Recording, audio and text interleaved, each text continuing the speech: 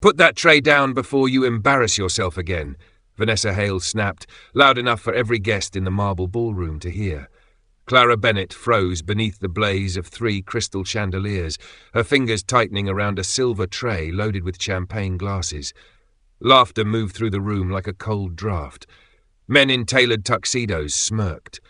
Women in designer gowns glanced at Clara's full figure, then at the black maid's uniform stretched neatly across her soft curves, as if her body were the evening's entertainment.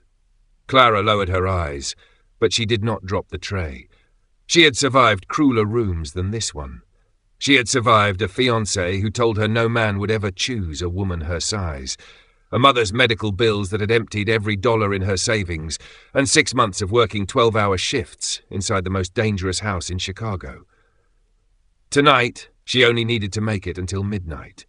Then her paycheck would clear, and the pharmacy would release her mother's heart medication. Vanessa stepped closer, her diamonds flashing beneath the lights.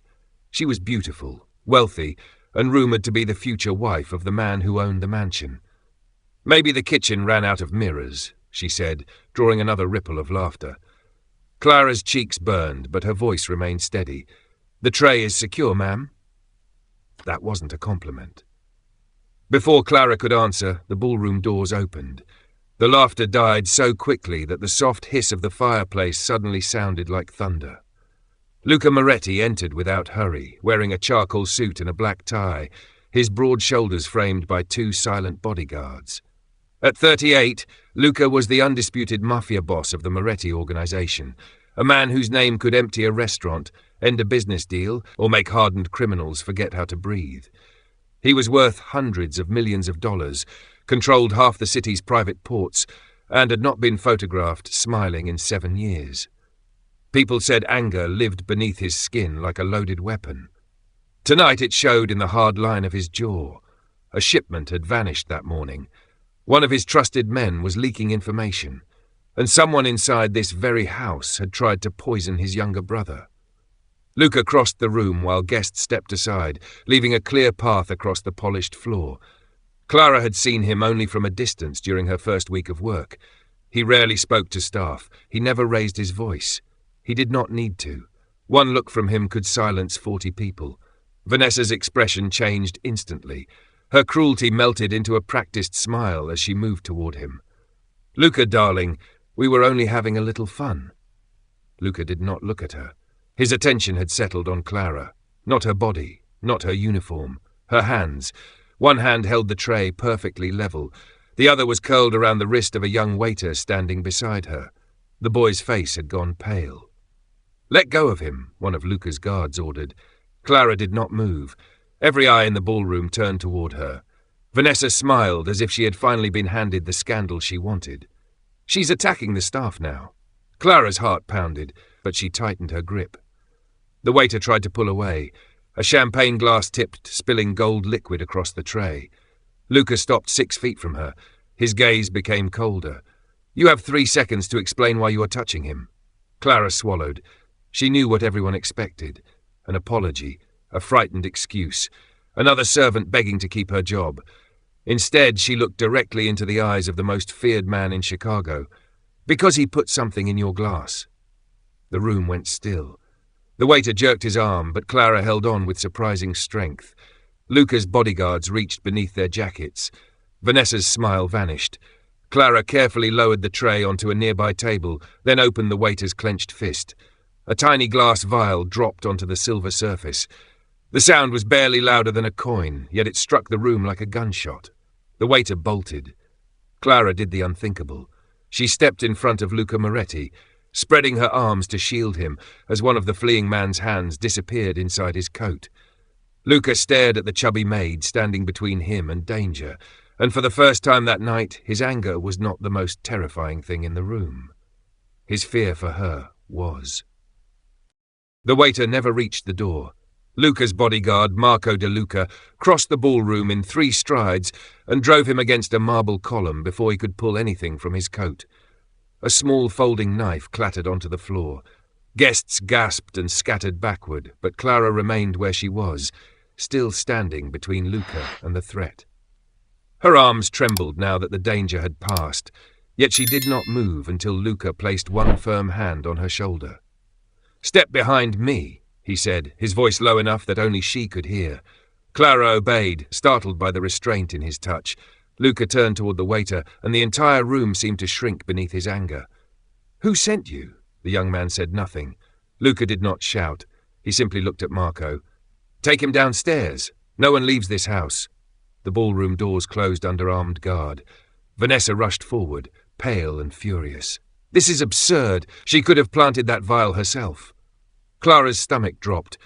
She had expected suspicion, but not so quickly. Luca finally looked at Vanessa. "You saw her stop him." "I saw a maid create a scene."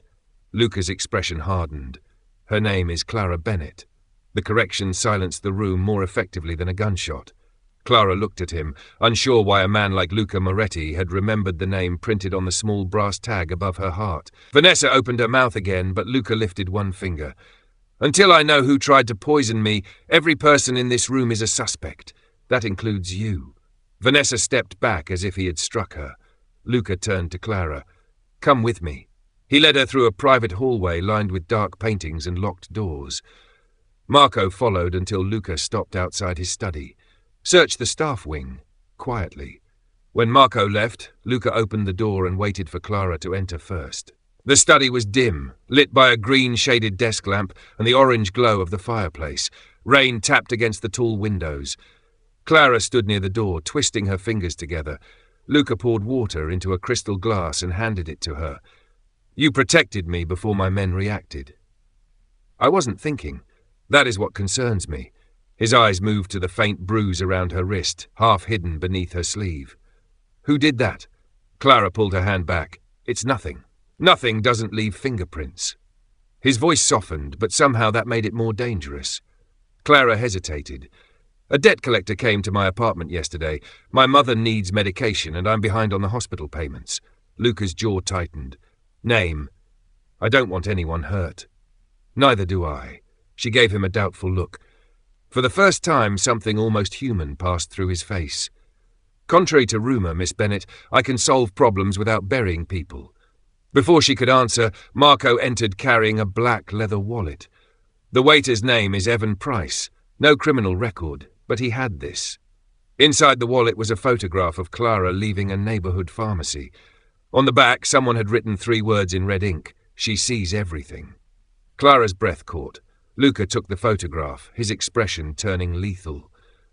"You were not protecting me by accident. Someone knew you would be here tonight." Clara shook her head. "I don't understand." Marco placed a second item on the desk, a key card stamped with the logo of St. Catherine's Medical Center, the hospital treating Clara's mother. Luca's gaze shifted to her. "When was the last time you spoke to your mother?" Clara grabbed her phone. 3 missed calls, all from an unknown number.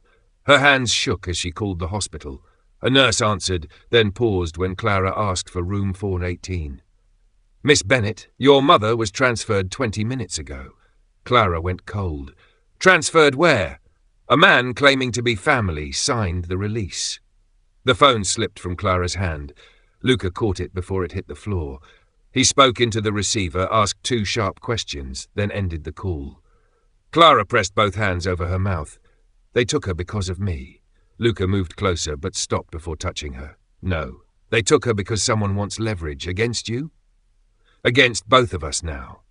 He removed his suit jacket and placed it around her shoulders. The fabric was warm and carried the faint scent of cedar and smoke. Clara looked up at him, tears bright in her eyes but not falling. "Why are you helping me?" Luca held her gaze.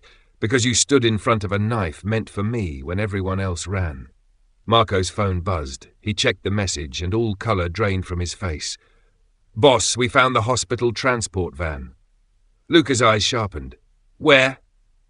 Marco looked at Clara before answering. "Abandoned near the river. The driver is alive, but her mother is gone." Then he held up the phone. On the screen was a live video feed. Clara's mother sat tied to a chair beneath a single hanging bulb, while a masked man stood behind her holding a card. Luca read the message aloud. "Bring the maid to Pier 9 before midnight or the old woman dies." Clara stared at the clock on the wall. It was 11:17. Luca reached for his weapon, but Clara caught his arm. You can't take me there. His gaze dropped to her hand. You think I'm going to trade you? I think that's what they expect. Luca looked at the frightened woman who had already risked her life once tonight, then at the photograph marked with the warning that she saw everything. Then we disappoint them, he said. But when the video shifted, Clara saw the symbol painted on the wall behind her mother, and her face changed. She had seen that symbol before, hidden inside Luca Moretti's own house. Clara stepped closer to Marco's phone, her breath turning shallow as the camera shook.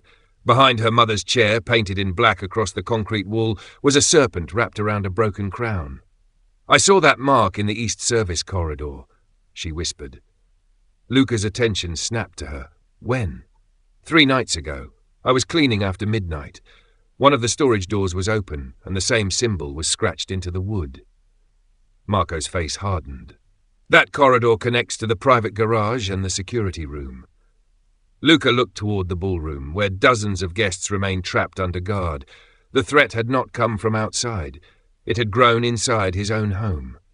Who saw you near that door? He asked. Clara searched her memory. Vanessa.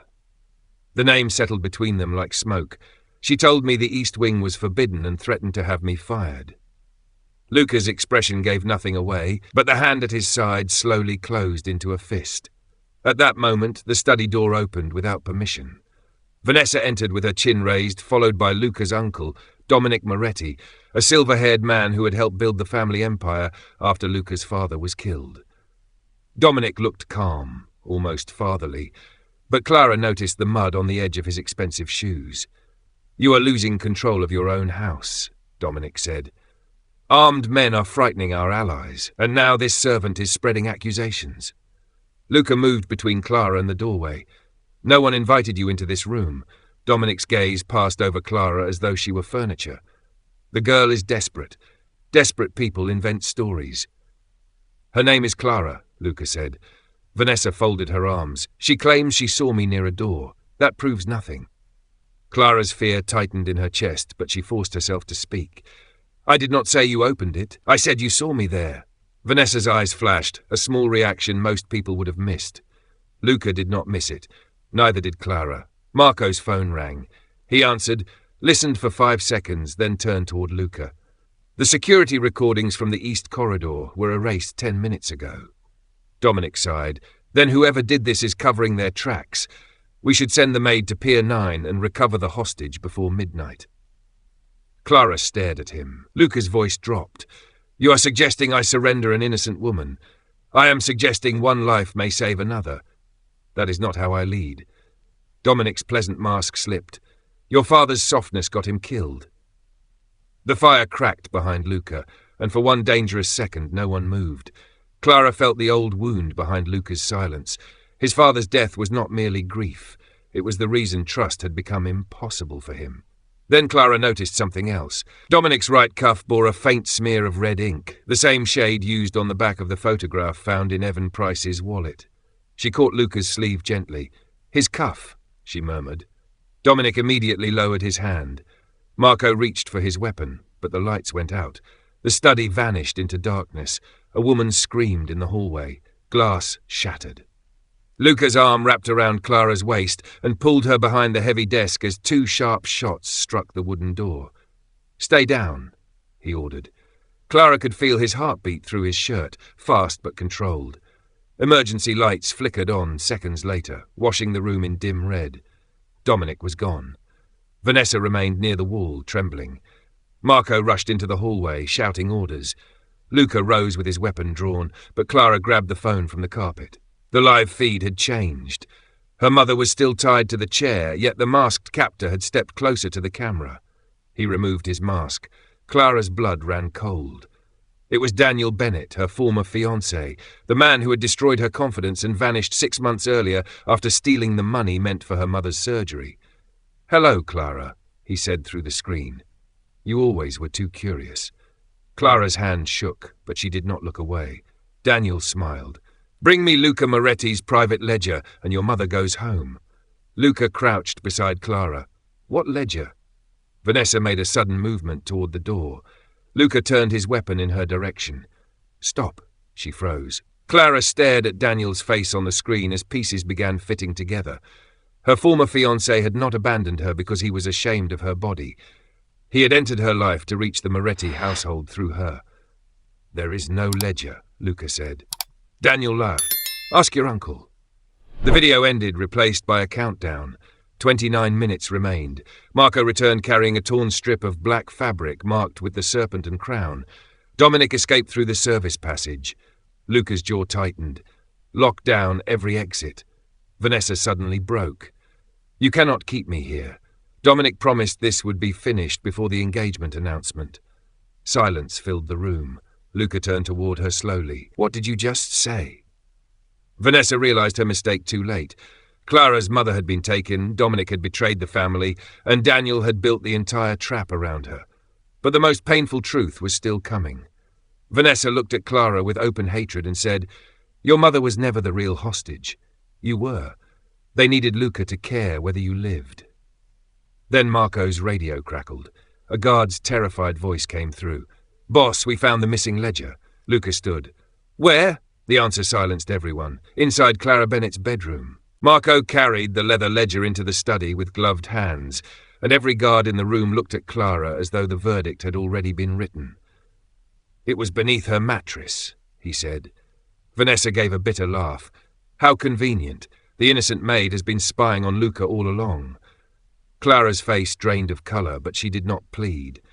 "I have never seen that book." Luca took the ledger and studied its black cover. The Moretti crest had been pressed into the leather, yet his expression changed the moment he opened it. "This is not mine." Dominic's records used a private numerical code known by only 4 people, and the first page contained an error no outsider would notice. Luca held the book toward Marco. "The port numbers are written in reverse. Someone wanted us to find this." Clara stared at the ledger, then noticed a thin white thread caught beneath the clasp. That came from the laundry room. Vanessa stiffened. Clara moved closer, despite the suspicion surrounding her. "The staff sheets have a blue stripe. Only the guest linens are white, and they are stored near the east corridor." Luca closed the ledger. Who had access? Housekeeping, senior staff, and anyone Vanessa allowed into the private guest suites. Vanessa stepped backward. "You cannot blame me because she recognizes a thread." Clara looked at her expensive gown, then at the tiny scrape across her left palm. "You cut yourself on the broken cabinet beside the linen shelves." Vanessa quickly hid her hand. Luca's gaze hardened. "Marco, search her room." "You have no right," Vanessa protested. Luca stepped between her and Clara, his voice quiet and final. "In my house, after an attempt on my life, I have every right." Vanessa was escorted away, shouting that Dominic would destroy him. Clara's strength finally faltered. She leaned against the desk, breathing hard. Everyone believed it so quickly. Luca turned toward her. "I did not. You looked at me like you wanted the truth." "I did. And if the ledger had been real?" Luca moved closer, stopping inches away without trapping her. "Then I would have asked why before deciding who you were." Clara's eyes filled. No one had ever offered her that dignity. Daniel had accused first, mocked second, and apologized only when he needed something. Luca reached up but paused before touching her face. When she did not pull away, he gently wiped one tear from her cheek. "You do not have to prove your worth to this room," he said. "Not tonight. Not ever." The softness lasted only a moment before Clara looked at the countdown on Marco's phone. 19 minutes remained. She forced herself to study the frozen image of her mother. Something in the video felt wrong. "Play it again." Marco restarted the recording. Clara watched the hanging bulb sway, the shadow on the wall, and the small clock reflected in a metal cabinet. "Stop there." The clock read 10:42. This was recorded before the party began. Luca leaned closer. The live feed was a loop. Clara pointed to a faint bell sounding behind Daniel's voice. "That is not a ship bell. It is the clock tower at St. Catherine's. I heard it every night while staying with my mother." Marco opened a city map. Only one Moretti property stood within hearing distance of the hospital tower, an abandoned print warehouse 3 blocks east. It had belonged to Luca's father before his death. "Pier 9 is a trap," Clara said. "They expect you to leave the house with your strongest men." Luca looked toward the ballroom full of allies, enemies, and potential traitors. so Dominic can take control here while Daniel kills us there. A guard rushed into the study carrying a small velvet pouch discovered inside Vanessa's suite. Inside was a flash drive, a spare hospital keycard, and an old newspaper clipping, stained with age. Clara unfolded it. The photograph showed a younger Luca being carried from a burning car 7 years earlier. Beside him, almost hidden by smoke, was a woman pressing her scarf against a wound on his shoulder. Clara stopped breathing. The woman was her. 7 years ago, before hospital debt and Daniel's cruelty had worn down her confidence, Clara had pulled an injured stranger from a wreck on Lakeshore Drive and stayed until an ambulance arrived. She had never learned his name. Lucas stared at the image, then at her. It was you. Clara remembered the stranger's grey eyes and the way he had held her hand while fighting to stay conscious. You asked me not to let go. Luca's guarded expression cracked. He had spent years searching for the unknown woman who saved him the night his father was murdered. Dominic had known exactly who Clara was before she ever entered the mansion. Her job, Daniel's romance, the hospital debt, and the planted ledger had all been pieces of a plan designed to bring her close, then frame her when Luca began to remember. Marco inserted the flash drive into the study computer. Hidden surveillance footage appeared on the screen. Dominic stood inside the east corridor with Daniel and Vanessa discussing the kidnapping. Then Dominic said the words that changed everything. The maid survived the crash 7 years ago. She saw who fired at Luca's father. Clara shook her head. I saw only a shadow. The footage zoomed in as Dominic turned toward the hidden camera, revealing the serpent ring on his hand. Clara's memory struck like lightning. That ring had gleamed beside the burning car before the shooter fled. It was him, she whispered. Dominic killed your father. Luca's face became stone, but Clara caught his hand before rage could carry him away. My mother first. He looked at her fingers wrapped around his, then nodded. Together. They left through the private passage with Marco and 4 trusted guards while the countdown fell below 12 minutes. The abandoned warehouse stood dark beneath the rain, its broken windows reflecting the city lights. Luca ordered Clara to remain behind him, but she refused. My mother is in there because they underestimated me. Let them do it one last time. Inside, a single bulb burned above the empty chair from the video. Clara's mother was gone. A phone began ringing on the floor. Luca answered it, and Dominic's voice filled the warehouse. You chose the maid over your empire, just as I knew you would.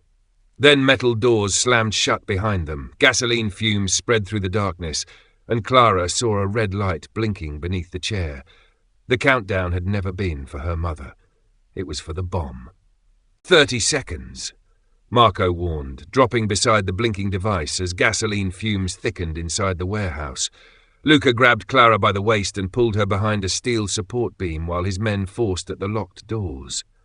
There has to be another exit, Clara said, fighting the panic rising in her chest. Luca's eyes swept the darkness, calculating faster than fear. Dominic built this place with my father. He would never trust one entrance. Clara looked toward the old printing press, where rainwater leaked through the roof and disappeared beneath a rusted floor grate. That drain leads somewhere. Marco tore open the bomb's outer casing, then froze. It is connected to the doors. If I cut the wrong wire, we lose what little time we have. Luca did not hesitate. He fired twice at the grate's corroded hinges, then ripped the metal free with both hands. A narrow maintenance tunnel opened beneath it. Everyone down. His men dropped through first, but Clara refused to move. My mother could still be here. She is not, Luca said, gripping her shoulders. This room was built to make us waste time. And what if you are wrong? His expression changed. The Mafia boss, feared by an entire city, lowered his voice only for her. Then I will come back, but I will not let Dominic bury you in my father's grave. The words struck through her fear. Clara climbed into the tunnel, and Luca followed just as Marco cut the final wire. The red light stopped with 4 seconds remaining. For one breath there was silence. Then a backup trigger activated. Luca threw himself over Clara as the blast shook the warehouse above them. Dust filled the tunnel, but the concrete held. Clara opened her eyes beneath the shelter of Luca's body. Are you hurt? She asked. No. A dark tear in his sleeve said otherwise, but before she could touch it, Marco's radio crackled. The mansion is under attack. Dominic has taken the ballroom. Luca's face went cold. Their enemies had used the warehouse to draw him away exactly as Clara predicted. Marco climbed from the tunnel's far exit and checked his phone. Dominic is forcing the family council to sign control over to him before midnight. He claims you kidnapped Vanessa, murdered the waiter, and fled with the ledger. Clara stared at the time. 11:56. 4 minutes remained. Luca looked toward the city skyline beyond the rain. Then we go home. 2 black SUVs raced through Chicago's wet streets, but Clara sat forward when Marco received a new video. Dominic stood in the Moretti ballroom beneath the chandeliers, one arm around Clara's mother, who was weak but alive. Vanessa stood beside him, holding the false ledger. Daniel watched from the staircase, smiling. The council members sat at a long table while armed traitors guarded every exit. "Sign before midnight," Dominic announced, "or the old woman pays for Luca's betrayal." Clara's mother lifted her head toward the camera. "Do not come for me," she whispered. Daniel struck the chair beside her, silencing the room. Luca's hand tightened around his weapon, but Clara caught his wrist.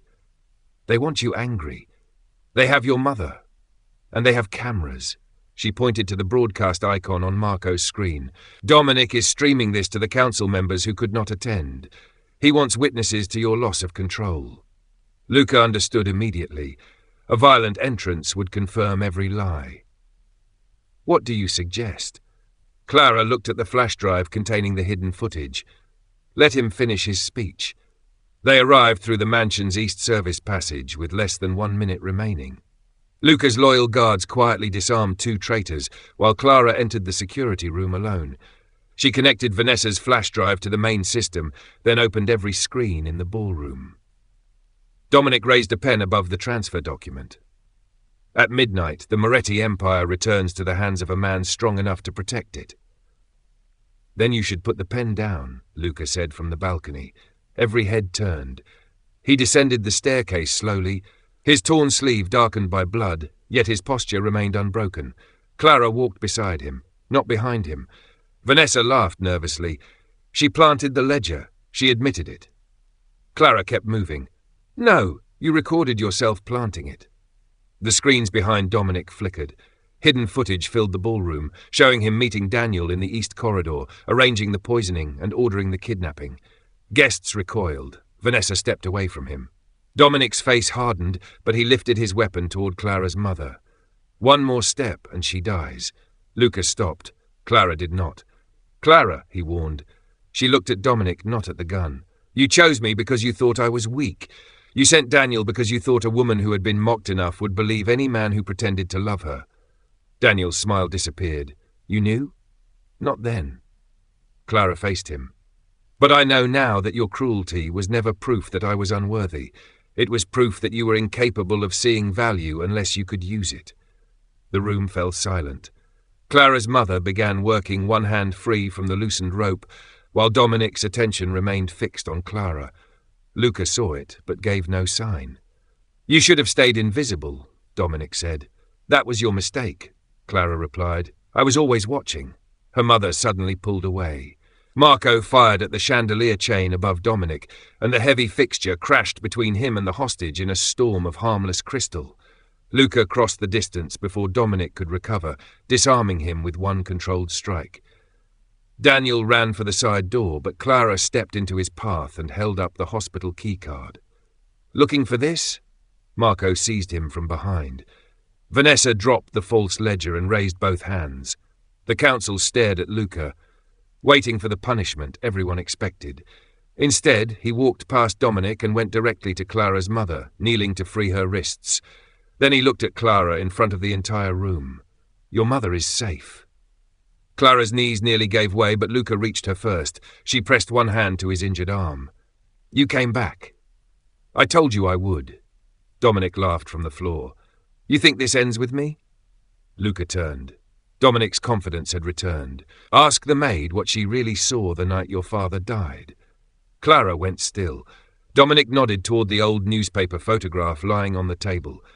"She did not only see my ring, she heard your father's final words." Luca looked at her, and Clara's face revealed the secret she had carried for 7 years without understanding it. "He gave me something, she whispered. Something Dominic has been trying to find ever since. Before Luca could ask what it was, Daniel tore free from Marco, seized Vanessa's dropped weapon and aimed it directly at Luca.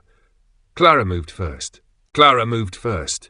She struck Daniel's wrist with both hands just as he pulled the trigger, sending the shot into the marble floor. Luca caught her around the waist and turned, shielding her with his body while Marco slammed Daniel against the wall and tore the weapon from his hand. For one terrible second, Clara could hear nothing but the ringing in her ears. Then Luca lifted her face between his hands. "Look at me." His voice was steady, but fear burned in his grey eyes. "Are you hurt?" Clara shook her head. "You're bleeding." "It can wait." "No," she said, pressing her palm over the wound in his upper arm. "You protected me. Now let me protect you." The entire ballroom watched the feared Mafia boss obey a maid without argument. Luca allowed her to guide him into a chair while Marco secured Daniel beside Dominic. Vanessa stood frozen near the staircase, her confidence gone. Clara's mother reached for her daughter, and Clara knelt to embrace her before turning back to Luca. "Your father gave me a brass key the night of the crash," she said. "He pushed it into my hand and told me to hide it where a traitor would never look." Dominic's face changed. Luca noticed. "Where is it?" Clara removed the small locket she had worn beneath her uniform for 7 years. Inside, behind a faded photograph of her mother, rested a thin brass key. "I thought it belonged to the car," she said. "I kept it because I could not save him." Luca closed his hand gently around hers. "You saved me.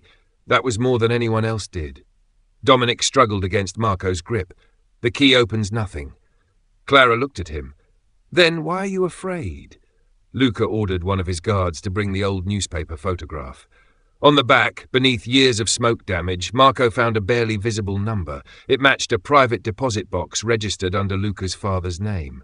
Inside the Moretti mansion's hidden vault, the brass key opened a steel drawer containing bank records, recorded conversations, and a signed statement proving Dominic had arranged the murder, stolen from the family, and built secret alliances with their enemies. Luca's father had prepared the evidence when he realized his own brother had betrayed him. Dominic had caused the crash to destroy it, never knowing the key had ended up with a brave stranger beside the burning car.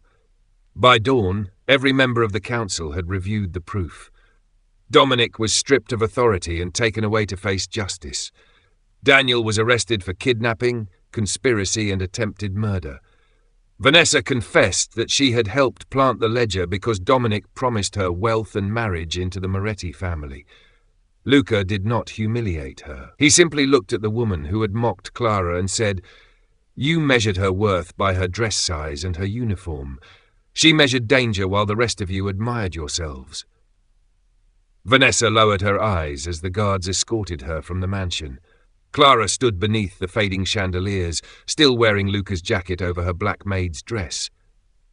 She expected the guests to stare at her as they had before, but this time they stepped aside with respect. Luca approached her in the pale morning light, his arm bandaged and his cold expression softened by something only she seemed able to bring out of him. "Your mother's hospital bills have been paid," he said. Clara's face tightened. "I cannot accept charity." "It is not charity. The hospital debt was created through companies Dominic controlled. The money was stolen from you." He handed her a folder containing proof, then another document. "This is an offer to oversee the household and staff security. You notice what trained men miss, and you have more courage than anyone in this room." Clara looked at the salary and nearly laughed through her tears. "Are you offering me a job because I saved your life?" "No. I am offering it because you saved my life twice, exposed a traitor, found my father's evidence, and stood against people who spent years teaching you to feel small." Luca stepped closer, but left enough distance for her to choose. "And because I would like you to stay." Clara searched his face. "As your employee?" His gaze dropped briefly to her lips before returning to her eyes. "For now. Anything more must be your decision." No man had ever offered Clara protection without demanding control. No one had ever made her feel desired without asking her to change. She placed her hand in his. "Then I'll stay." 3 months later, Clara no longer lowered her eyes when entering the ballroom. She managed the mansion with calm authority, cared for her recovering mother, and wore clothes that celebrated the body she had once been taught to hide. Luca remained dangerous to his enemies, but with Clara he learned patience, trust, and laughter. One evening, beneath warm garden lights, he knelt before her and held out the same brass key that had brought them together, now attached to a new silver chain. "This opened my father's truth," he said. "You opened something harder." Clara smiled through her tears. "Your heart?